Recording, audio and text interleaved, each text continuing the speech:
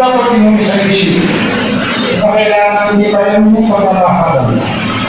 Dapat kayo magtawad sa isa't isa. Pagkilid sa lahat. Huwag nyo kalimutan tumawag sa mga Diyos.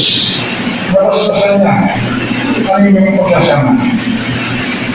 Sulat din, hindi kinikumayawan na kung patamanan ng bahayag ang niligang kami sa bawat isa. Patamanan na ng group. Okay?